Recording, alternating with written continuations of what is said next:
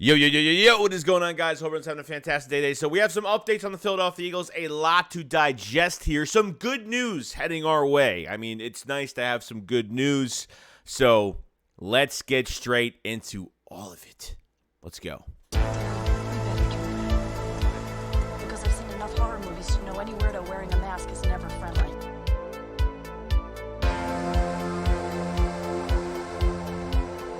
What is going on, guys? Your boy Joey Shakespeare coming to you guys with a video right now. So the first bit of news I want to go over is the Demar Hamlin news. He woke up out of his coma. He is talking. The first question that he asked actually was, "Did we win the game?" I mean, just waking up, he's like, "Did we win the game?"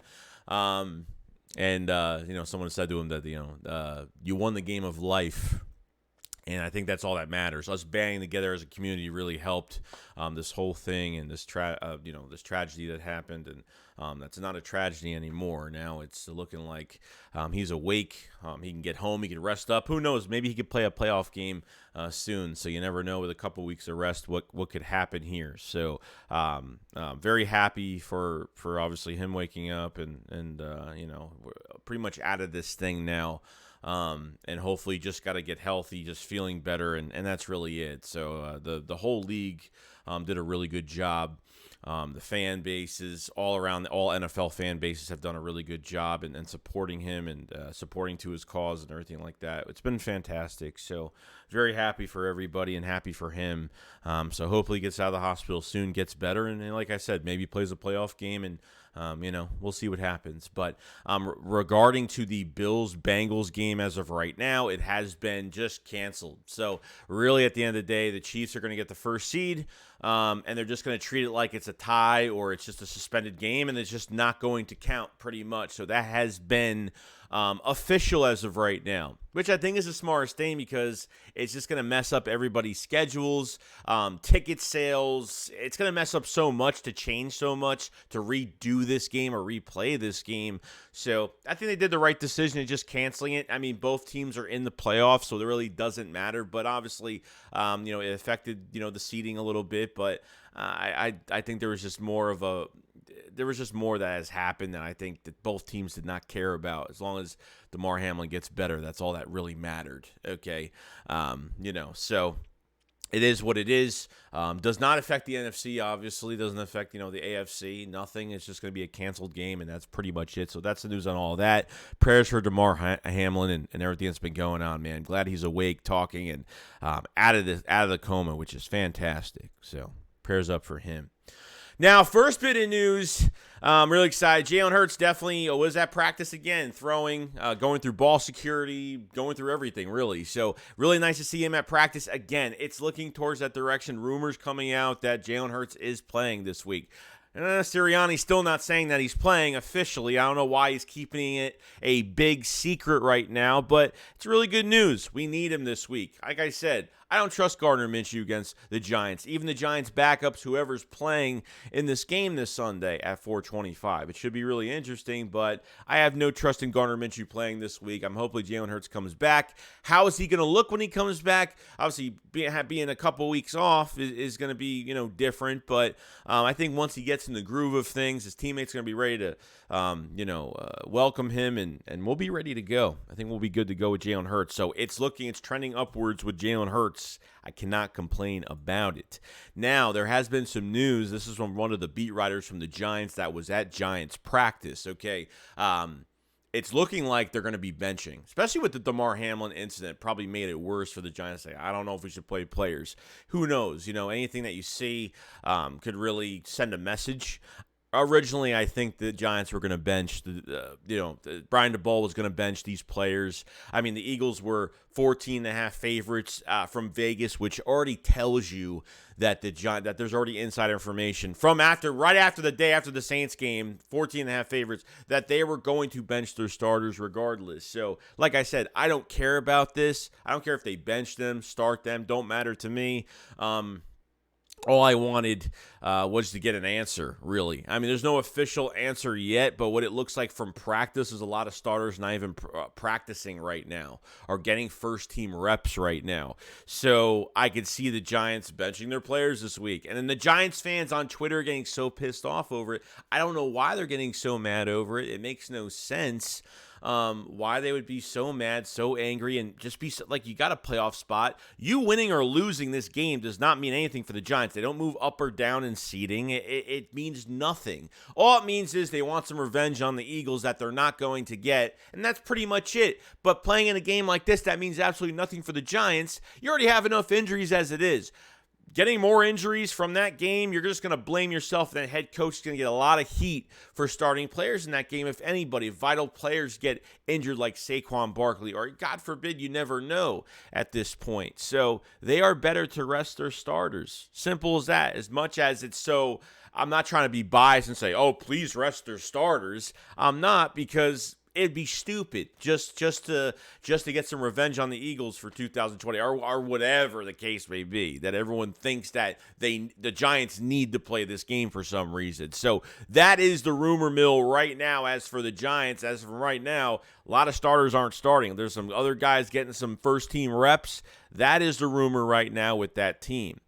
Chauncey Gardner-Johnson, man, so happy that he is back. As much as I think he's going to be, besides Jalen Hurts getting an extension, I think Chauncey Gardner-Johnson will be the first man in line for an extension. Still tied for most picks in a season with 6, but it is looking really good. Everyone's saying he's looking smooth. He's looking great, 100% healthy. Like I said, the practice window started for him the other day. But the other rumors too, Chauncey now being back is very interesting, because even from yesterday's news, it looks like Maddox might come back. He actually might come back to this, might come back for a playoff game. No joke. With rest, I think Maddox, he's going to be back at practice really soon. And that's what Sirianni said about being hopeful for Maddox's return for the playoffs, that there's a big chance that he could return. And putting Chauncey Gardner-Johnson back at his safety spot would be great. And I would honestly use Reed Blankenship for some run support or something. Like, I would do something with him. But I got to say, man, I mean, Avonte Maddox has not, for me, really hasn't, I think he plays well. The problem is with him is just he can't stay healthy, and he is made of glass at this point. I mean, I don't know if this guy can even lay hits or even take a hit, to be honest with you, or take a block, because it just seems like every time he's already been hurt twice this year. Already been hurt twice, and could be coming back a third time. So the good thing is, if Maddox is able to come back for the playoffs, the Eagles win Sunday, which is another big one. He could play back in his nickel spot, and Chauncey can go back to his safety spot, which is going to be huge for this team. Not like I wasn't, up for Chauncey Gardner playing at nickel, but I want him at his spot that he's going to get paid for, and that's safety. And I do like moving Chauncey Gardner-Johnson around. They've been using Kevon Wallace a little bit more. They've been doing a lot more with some of these other safeties. And, at least, these other guys are getting their chances. They're getting their opportunities. But Chauncey Gardner-Johnson, man, has changed the safety room by a mile. There's no doubt about it. So you could have Maddox back and then put Chauncey in his original spot. It's going to be a fantastic plan.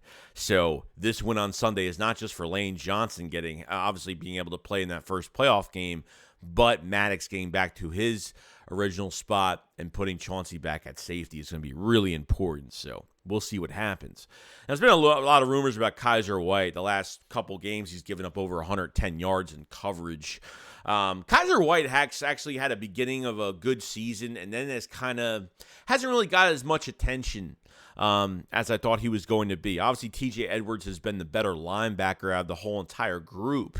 Now, Nakobe Dean is obviously still sitting on the sideline right now. Every time Nakobe Dean gets an opportunity, he makes plays in coverage, behind the line of scrimmage. This guy was an engineer in college. I mean, he is just smart, so I think, I don't know if there's going to be a benching of Kaiser White or anything like that. I just don't see it happening.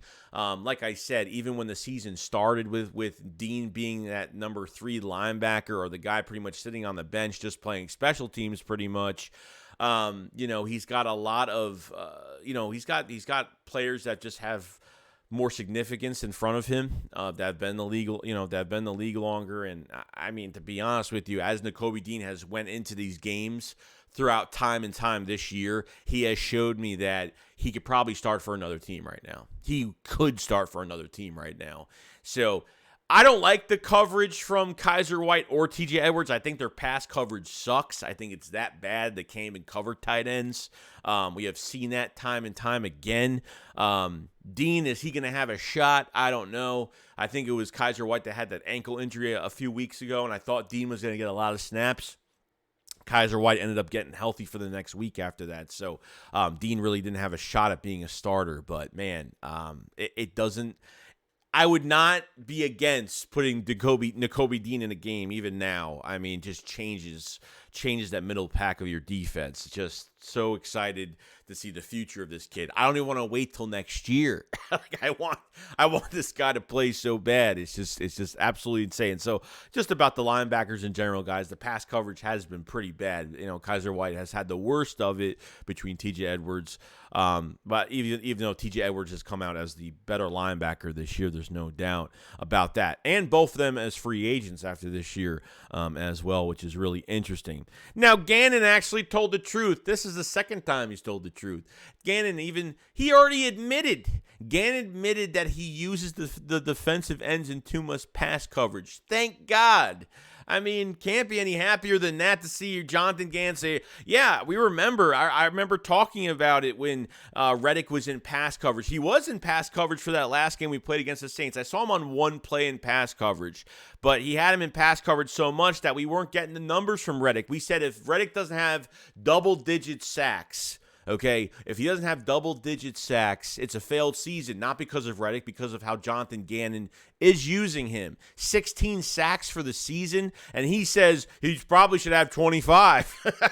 Yeah, probably, but just think of it. Jonathan Gannon, as a second-year defensive coordinator, learning just in general, taking feedback. Remember, the first thing we heard of was he's actually taking feedback from his players during the games and not just saying, oh, it's my defense, I'm going to run it how I want it. He's not that type of coach. He likes taking the feedback from his players, having some type of counsel thing with his players that if anything goes wrong or if they need Gannon to make changes during in-game, then they do that. Now, do they do that every single game? I don't know. But even that Saints game, you know, a horrible first half, the adjustment, he just has to work on his adjustments quicker because you can't wait a whole entire half to change, your adjustments and play more man-to-man and get that pass rush going with your defensive line. Defensive line's got 4 defensive linemen with double-digit sacks, which is absolutely amazing.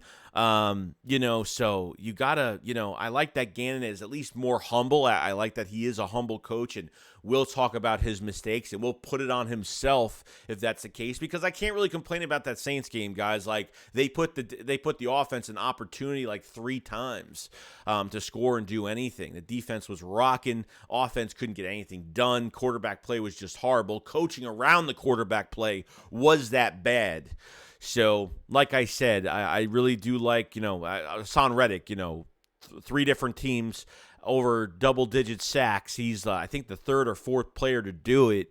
And he's probably right. Probably would have 25 sacks, no joke. I mean, that's how crazy it is right now. So, other than that, guys, that's pretty much it. I mean, we're heading towards the right direction. Chauncey coming back. Maddox could be back for the playoffs, putting Chauncey back as his original spot. Jalen Hurts with another practice. It's trending upwards, guys. The Giants are showing at practice from what the beat writers from New York Giants are saying, being at practice, saying that they're not going to have, there's already guys not even in the starting lineup right now, that they're not even putting their starters out, that they have backup guys in the first offense. So that is the rumor mill right now. Could help this team. This team really needs that first round bye badly. Is there going to be rust from Jalen Hurts? Probably.